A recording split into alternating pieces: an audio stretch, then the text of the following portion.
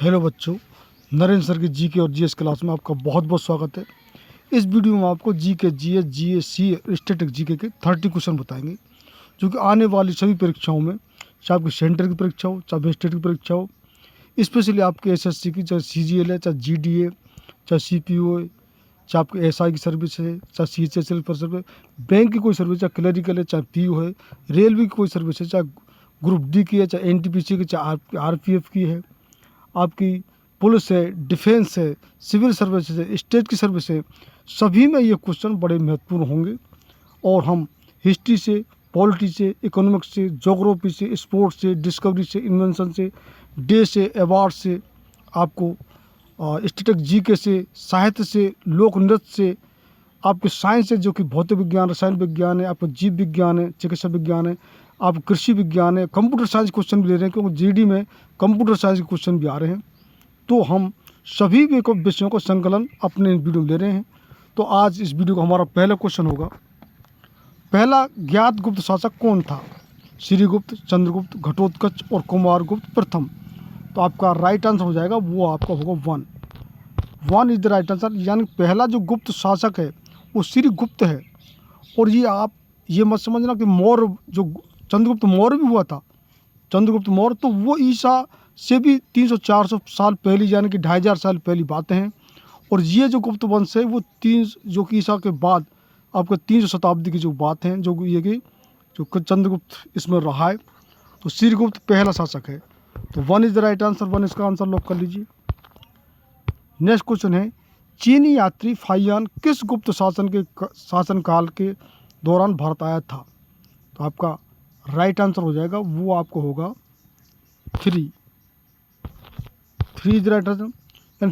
चीनी यात्री फाहियान जो कि चंद्रगुप्त द्वितीय के कार्यकाल में भारत आया था। तो 3 इसका राइट आंसर लॉक कर लीजिए। नेक्स्ट क्वेश्चन है, इलाहाबाद स्तंभ शिलालेख किसने बनवाया था? हरिसेन, महासेन, वीरसेन और विष्णुसेन, ये हैं आपको ऑप्शन। तो आपका राइट आंसर हो जाएगा, वो आपका होगा 1, यानी कि इलाहाबाद जो स्तंभ है वो हरिसेन ने बनवाया था। तो 1 इज द राइट आंसर, 1 इसका आंसर लॉक कर लीजिए। नेक्स्ट क्वेश्चन है, कवि कालिदास किसके राज कवि थे? चंद्रगुप्त मौर्य, समुद्रगुप्त, चंद्रगुप्त विक्रमादित्य और हर्ष। तो आपका राइट आंसर हो जाएगा, वो आपका होगा 3 इज राइट आंसर। यानी कालिदास है वो चंद्रगुप्त विक्रमादित्य के जो कि राज कवि थे। तो 3 इसका राइट आंसर लॉक कर लीजिए। नेक्स्ट क्वेश्चन है, राजा हर्ष ने अपनी राजधानी कहाँ से कहाँ स्थानांतरित की थी? ये आपको बताना है। तो आपका जो कि राइट आंसर हो जाएगा, वो आपका होगा 1, यानी कि राजा हर्ष ने अपनी राजधानी धनीसर से और कन्नौज स्थानांतरित की थी। तो 1 इसका राइट आंसर लॉक कर लीजिए। नेक्स्ट क्वेश्चन है, आर्यभट्ट और कालिदास किस गुप्त शासक के दरबार में थे? ये आपको बताना है। ऑप्शन में आपके हैं कुमारगुप्त फर्स्ट, चंद्रगुप्त सेकंड, समुद्रगुप्त और स्कंदगुप्त। तो आपका जो कि राइट आंसर हो जाएगा, वो होगा आपका 2, यानी कि आर्यभट्ट और जो कालिदास है वो चंद्रगुप्त सेकंड के शासन में उनके दरबार में थे। तो 2 इज द राइट आंसर, 2 इसका आंसर लॉक कर लीजिए। नेक्स्ट क्वेश्चन है, निम्नलिखित में से किसके सिक्के संगीत के प्रति उनका प्रेम दर्शाते हैं? मौर्यों के, नंदों के, गुप्तों के या चोलों के? सब अलग अलग वंश हैं, ये आपको राइट आंसर बताना है। तो आपका राइट आंसर जो हो जाएगा, वो आपका होगा 3। यह संगीत के प्रति उनका प्रेम जो सिक्के दर्शाते हैं वो हैं गुप्तों के। तो 3 इसका राइट आंसर लॉक कर लीजिए। और ये गुप्त वंश जो है, गुप्त काल है, वो इतिहास का स्वर्णिम काल कहलाता है। नेक्स्ट क्वेश्चन होगा आपका, नालंदा विश्वविद्यालय की स्थापना किसके द्वारा की गई? हर्षवर्धन, कुमारगुप्त, समुद्रगुप्त और चंद्रगुप्त। तो आपका राइट आंसर हो जाएगा, वो आपका होगा 2। नालंदा जो विश्वविद्यालय की स्थापना कुमारगुप्त द्वारा की गई। और ये नालंदा विश्वविद्यालय कहाँ है? ये बिहार में है। तो 2 इज राइट आंसर, 2 इसका आंसर लॉक कर लीजिए। नेक्स्ट क्वेश्चन है, बाणभट्ट निम्नलिखित में से किस सम्राट के दरबारी कवि थे? तो आपका राइट आंसर हो जाएगा, वो आपका होगा 3। बाणभट्ट है जो कि हर्षवर्धन सम्राट के राज दरबार कवि थे। तो 3 इसका राइट आंसर लॉक कर लीजिए। नेक्स्ट क्वेश्चन है, हेनसांग किसके शासन काल में जो कि भारत आए थे? तो चीनी यात्री है। तो आपका राइट आंसर हो जाएगा, वो आपका होगा 3, यानी कि हेनसांग है, ये हर्षवर्धन के कार्यकाल में जो कि भारत आए थे। ये फाहियान और हेनसांग ये दोनों आपको ये क्वेश्चन याद रखना चाहिए। कितनी बार ये रिपीटेबल जो क्वेश्चन है ये रिपीट हो चुके हैं, हेनसांग और फाहियान के किसके शासनकाल में ये आए, ये आपको ध्यान रखने की बात है। तो 3 इसका राइट आंसर लॉक कर लीजिए। नेक्स्ट क्वेश्चन है, निम्नलिखित में से किस अभिलेख शिलालेख में सती प्रथा का प्राचीनतम संदर्भ मिलता है? तो आपका राइट आंसर हो जाएगा, वो आपका होगा 2। सती प्रथा का जो शिलालेख में जो संदर्भ मिलता है वो है भानुगुप्त एरन शिलालेख। तो 2 इज द राइट आंसर, 2 इसका आंसर लॉक कर लीजिए।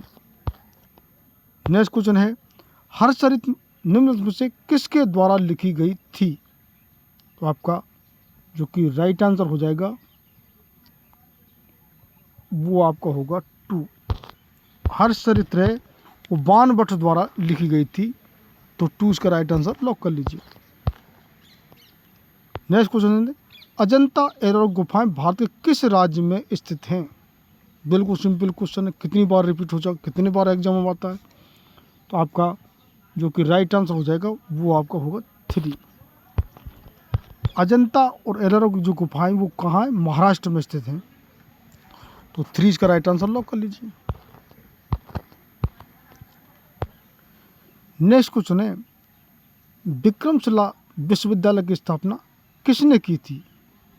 तो आपका जो कि राइट आंसर हो जाएगा, वो होगा आपका 4। विक्रमशिला विश्वविद्यालय की जो स्थापना धर्मपाल ने की थी। तो किस वंश के हैं धर्मपाल, ये आपको कमेंट बॉक्स में बताना है। तो 4 is the right answer. Next question है, बरहामवीर कौन और क्या है? तो आपका राइट आंसर हो जाएगा, वो होगा आपका 1। बरहामवीर जो कि खगोलज्ञ हैं, ये खगोल शास्त्री। तो आपको ये किसके जो कार्यकाल में थे बरहामवीर, ये आपको भी कमेंट बॉक्स में बताना है। और जो आप नहीं बता पाएंगे तो इनको हम अगले जो कि वीडियो में हम आपको बता देंगे। तो 1 इज द राइट आंसर, 1 इसका आंसर लॉक कर लीजिए। नेक्स्ट क्वेश्चन है, शून्य के सिद्धांत का प्रतिपादन किसने किया? ये आपको बताना है। आपका जो कि राइट आंसर हो जाएगा, वो आपको होगा 3। शून्य सिद्धांत का जो प्रतिपादन है वो आर्यभट्ट ने किया था। तो 3 इसका राइट आंसर लॉक कर लीजिए। नेक्स्ट क्वेश्चन है, चीनी यात्री सुंग यून भारत कब आया था? तो आपका राइट आंसर हो जाएगा, वो आपका होगा 2। चीनी जो यात्री है सुंग यून, वो 1518 ईस्वी में भारत आया था। तो 2 इज द राइट आंसर, 2 इसका आंसर लॉक कर लीजिए। नेक्स्ट क्वेश्चन है, अलवार संतों का आविर्भाव निम्न में से किस आधुनिक राज्य से हुआ?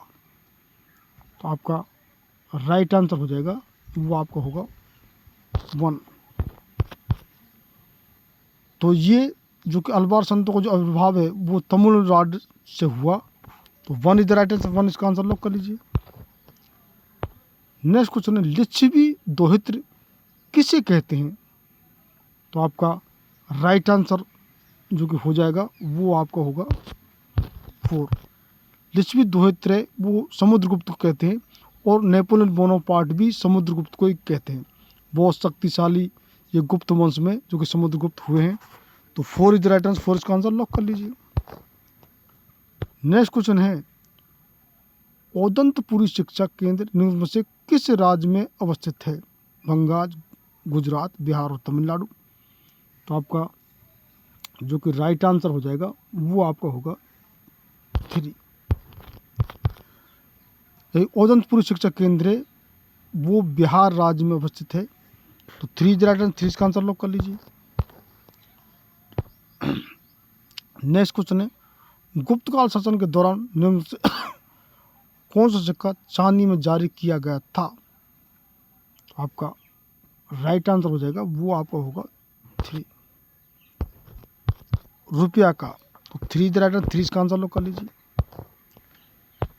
नेक्स्ट क्वेश्चन है, हर्षवर्धन का समकालीन दक्षिण भारतीय शासक कौन था? तो आपका जो कि राइट आंसर है वो आपका हो जाएगा 2। हर्षवर्धन के समकालीन जो दक्षिणी भारतीय शासक था वो पुलकेशिन सेकंड। तो आपका 2 इसका राइट आंसर लॉक कर लीजिए। नेक्स्ट क्वेश्चन है, निम्न में से क्या राष्ट्रकूटों का सर्वाधिक चिरस्थायी योगदान आपका है? ये आपको बताना है।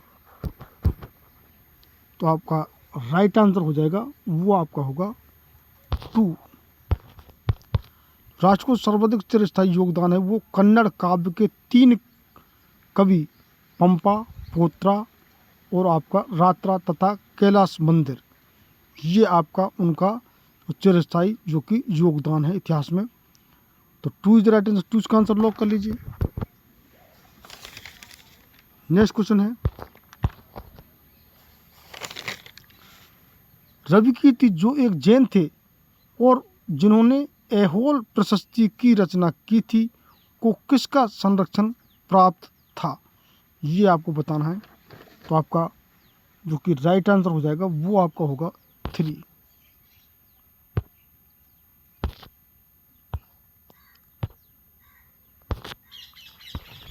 यानी कि पुलकेशिन सेकंड। तो 3 इज राइट आंसर, 3 इसका आंसर लॉक कर लीजिए। नेक्स्ट क्वेश्चन है, किसके शासनकाल के दौरान अजंता की गुफाएं निर्मित की गईं? तो आपका राइट आंसर आपका हो जाएगा, वो आपका होगा, ये गुप्त काल में जो कि अजंता की जो गुफाएं निर्मित की गई गुप्त द्वारा। ये अलग अलग वंशों के नाम दिए, कुषाण है, मौर्य है, चालुक्य है। तो ये गुप्तों के द्वारा अजंता की जो गुफाएं निर्मित की गई। तो 1 इज राइट आंसर, 1 इसका आंसर लॉक कर दीजिए। ये क्वेश्चन सभी एक क्वेश्चन बड़े महत्वपूर्ण क्वेश्चन है और ये ज़्यादातर क्वेश्चन एंशियंट आपके हिस्ट्री से चल रहे हैं। नेक्स्ट क्वेश्चन है, निम्न में से कौन सा शिलालेख प्रयाग प्रशस्ति के नाम से जाना जाता है? तो आपका जो कि राइट आंसर हो जाएगा वो आपका होगा 2। तो प्रयाग जो प्रशस्ति का नाम जाता है वो है इलाहाबाद स्तंभ शिलालेख। तो 2 इज राइट आंसर, 2 इसका आंसर लॉक कर लीजिए। नेक्स्ट क्वेश्चन है, प्राचीन भारत में प्राचीनतम बौद्ध विश्वविद्यालय का नाम बताइए। तक्षशिला, नालंदा, ओदंतपुरी और कांची। तो आपका राइट आंसर हो जाएगा वो आपका होगा 1। तो प्राचीनतम बौद्ध विश्वविद्यालय का जो नाम है वो है तक्षशिला। और तक्षशिला है ये जो बंटवारे के बाद पाकिस्तान की सीमा में जा चुका है। नालंदा हमारा बिहार में। ये जो तक्षशिला है नालंदा बहुत प्राचीन विश्वविद्यालय है जो विदेशी कम से कम 10 से 12 हज़ार स्टूडेंट में पढ़ते थे। अब और ये बिल्कुल पाकिस्तान में अब ये खंडर अवस्था में पड़ा है, लेकिन हमारा जो नालंदा विश्वविद्यालय वो पूर्ण तौर से उसका अच्छा निर्माण हो गया है और बहुत अच्छी कंडीशन में अब बहुत चल रहा है। तो 1 इज द राइट आंसर, 1 इसका आंसर लॉक कर लीजिए। नेक्स्ट क्वेश्चन है, द्वितीय पांड्यन साम्राज्य के भूमि माप का उल्लेख किस में किया गया है?